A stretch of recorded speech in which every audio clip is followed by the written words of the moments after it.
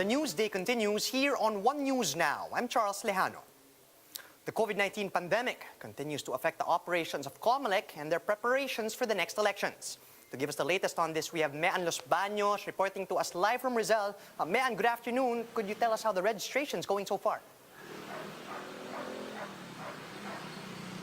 Hi, Charles. Good afternoon. The COMELEC says they're not sure if they will be able to hit their target of 62 to 63 million voters registered for the 2022 elections. The agency explained that the process slowed down because they have to limit the number of registrants at the sites. The number of voters registered stands at 58.9 million, with more to expect since the NCR will be placed under GCQ. For areas already under GCQ and MGCQ, the COMELEC has resumed its registration since May 10. Officials also discussed the filing of certificates of candidacy, which will be from October 1 to 8. Executive Director Bartolome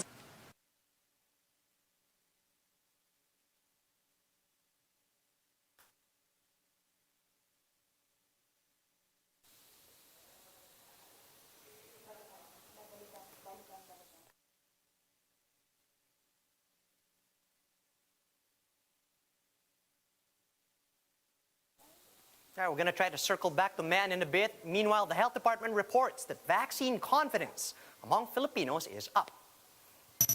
Undersecretary Maria Rosario Vergeire said that based on their March survey, 75% of respondents are willing to be vaccinated once jabs are available.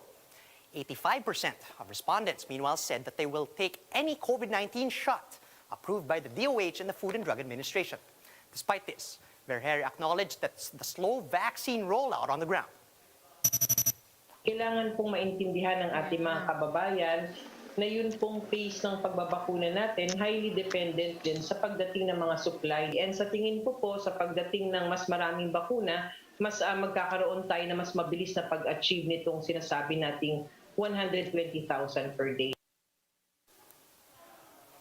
Circling back now to Mean Los Baños, who was telling us about the COMELEC registration. Hi, Mean.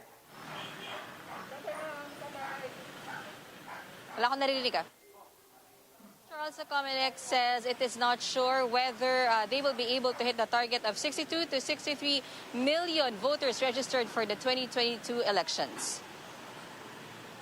The agency explained that the process slowed down because they have to limit the number of registrants at the sites. The number of voters registered stands at 58.9 million, with more to expect since the NCR will be placed under GCQ.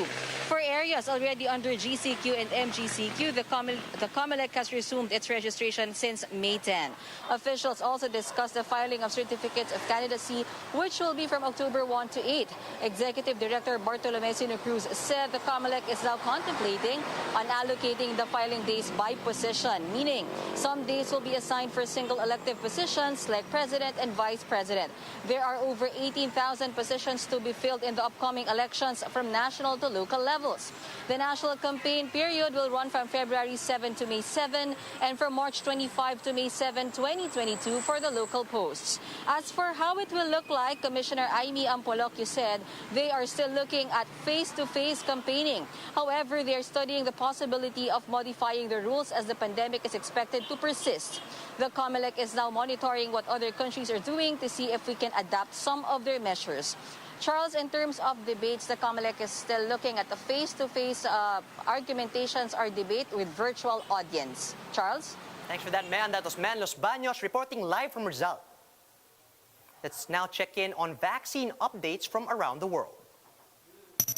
Brazil will be pausing its production of AstraZeneca vaccines due to the lack of ingredients. Government-backed Fiocruz Biochemical Institute said the current supplies are enough for the delivery of vaccines through the first week of June. They are expecting additional supplies to arrive on May 22. Japan's vaccine chief, Taro Kono, is blaming the country's rigid drug approval system for their slow COVID-19 vaccine rollout. Japan has only authorized Pfizer and BioNTech jabs so far. Reuters reports that some top infectious disease and vaccine experts are questioning the need for a yearly COVID-19 booster shot.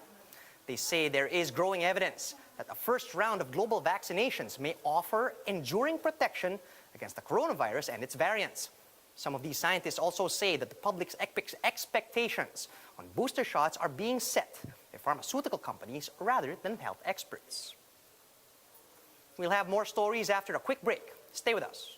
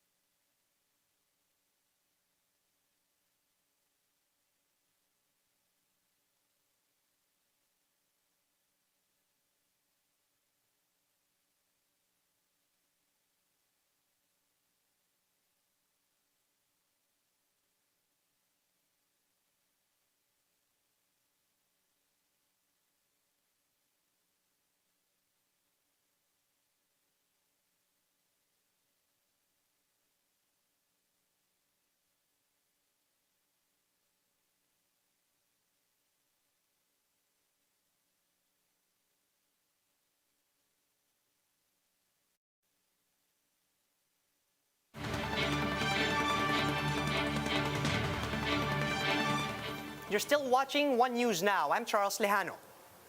Tollways are set to implement a new policy for motorists with insufficient RFID balances. Gerard de la Peña joins us live from NLEX Balintawak to give us more details. Gerard, could you tell us how this new rule works?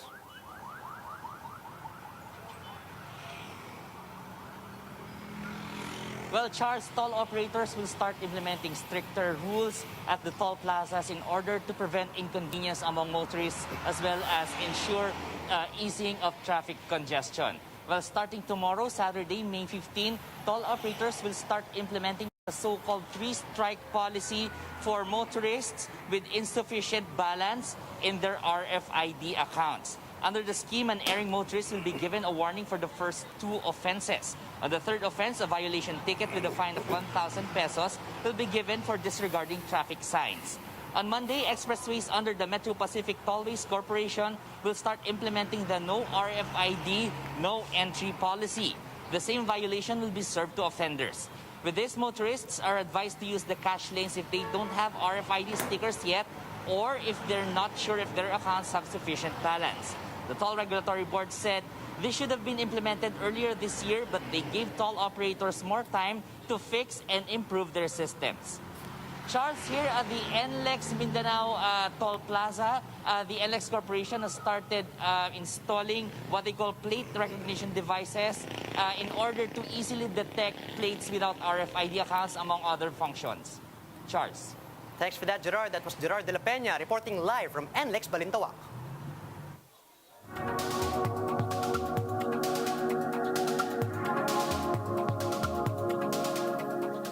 A US-based company unveils a prototype of lab-grown salmon, which it says could be the solution to address the problematic fish farming industry. More details in this Bloomberg report.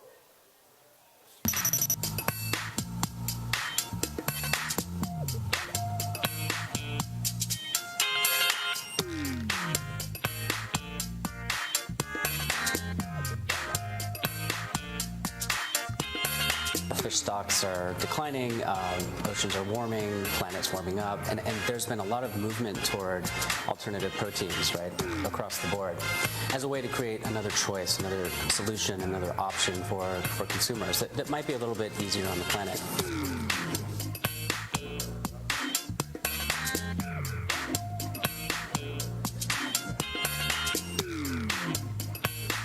Think about fish farms, for example. Typically, a fish will sort of swim around for a couple of years before it's harvested.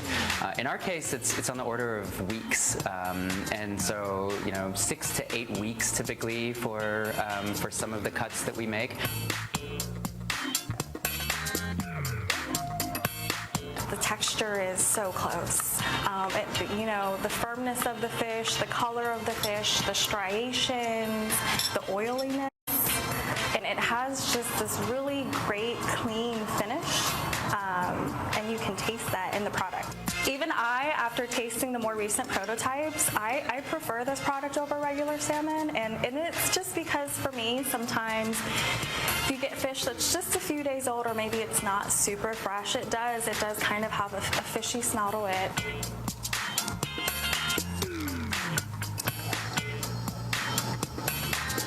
It's not on the market yet, certainly not in any large scale. And so what we're focused on right now is scale and bringing the cost down.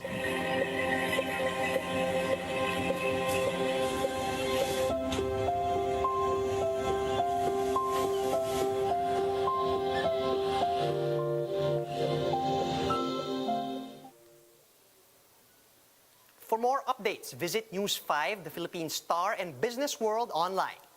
Do visit our website, onenews.ph, for more in-depth analysis. And you can also catch One News on Signal Play. Just register for a free account at www.signalplay.com and stream One News live anytime, anywhere. Mask on, wash hands, and stay safe, Philippines. I'm Charles Lejano. We're One News.